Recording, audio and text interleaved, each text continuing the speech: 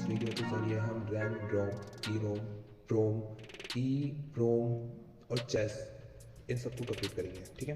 ये क्वेश्चन बहुत ही मैंने ये 2004, 8, 10, 11, 12, 13 और 7, 8, 10, 11 सभी इसमें पूछा गया है लगभग।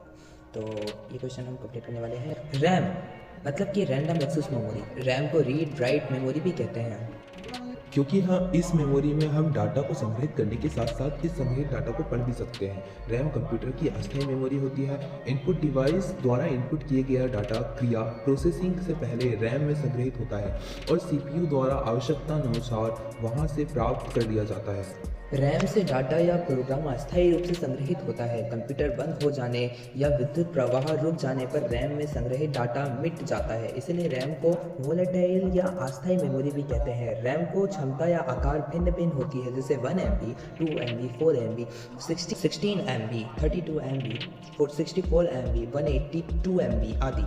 चूँकि रैम को किसी भी लोकेशन का डाटा व निर्देशों का संग्रह एवं वापस प्राप्त करना, यह सब रैंडमली होता है। अंततः सभी लोकेशन का एक्सेस टाइम समान होता है। इसका डायग्राम मैं पूरे वीडियो में चलाऊंगा, इसमें ना ही एडिट है ना ही कुछ है। यदि आप यहाँ तक आए तो प्लीज़ सब्सक्राइब करें। अब रैम की विशेषताओं के बारे में जानेंगे।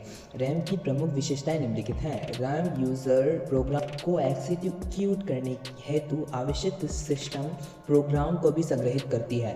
और दूसरा सेकंड, मेन मेमोरी हमेशा सीपीयू द्वारा ही एड्रेस की जाती है।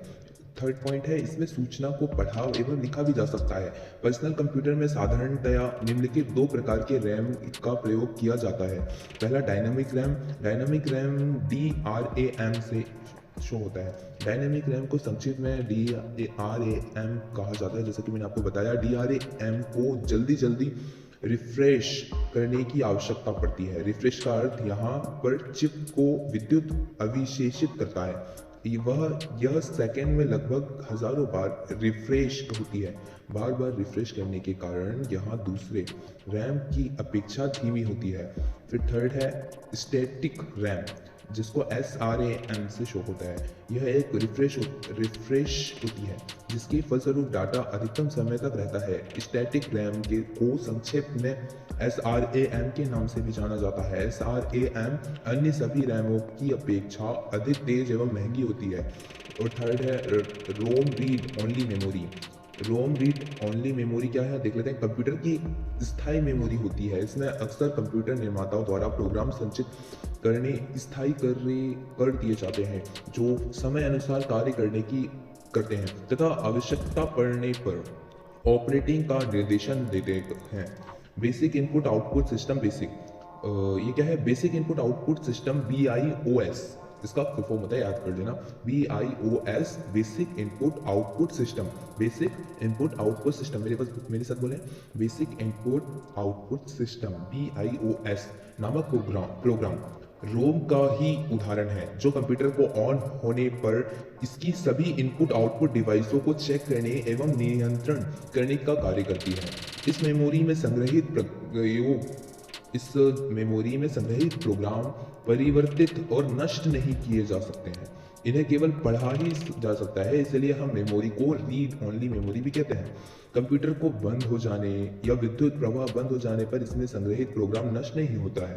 अंततः रोम को नॉन वोलेटिल या स्थायी संग्रहित माध्यम भी कहते हैं। आरंभ में रोम के लिए माध्यम थी कि कंप्यूटर निर्माता भी एक बार प्रोग्राम को रोम चिप पर संग्रहित करने के बाद उसके ना तो मिट सकते हैं और ना ही प्रोग्राम में संशोधन कर सकते हैं। परंतु बाद में ईरोम नाम दिया रोम बनाई गई, जिनके अलग अलग लाभ हैं।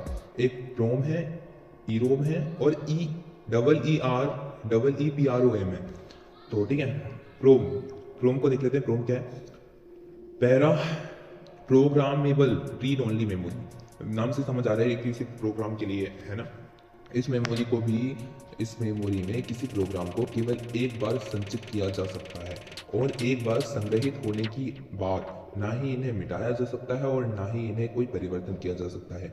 ईरोम का फुल फॉर्म देख लेते हैं। इरासेबल प्रोग्रामिंग रीड ओनली मेमोरी। यह प्रोम के समान है। समान ही होती है, परंतु इसमें संग्रहित प्रोग्राम पैराबैंगनी किरणों अल्ट्रावोलेट रेस द्वारा मिटाए जा सकते हैं और नए प्रोग्राम संग्रहित किए जा सकते हैं। इसमें संग्रहित डाटा को मिटाने के लिए एक विशेष यंत्र की आवश्यकता होती है, जैसे आईसी प्रोग्राम कहते हैं। आईसी प्रोग्राम ई प्रोम इलेक्ट्रिकल इजेबल प्रोग्रामिंग रोम। ईरोम पर संग्रहित किए गए प्रोग्राम को विद्युत विधि से मिटाया जा सकता है। इस पर उपस्थित प्रोग्राम को मिटाने तथा संशोधित करने के लिए किसी यंत्र की आवश्यकता नहीं होती है। इलेक्ट्रिकल सिग्नल जो कि कंप्यूटर में ही उपलब्ध होते हैं, हमारे द्वारा कमांड्स देने पर प्रोग्राम को संशोधित कर देते हैं।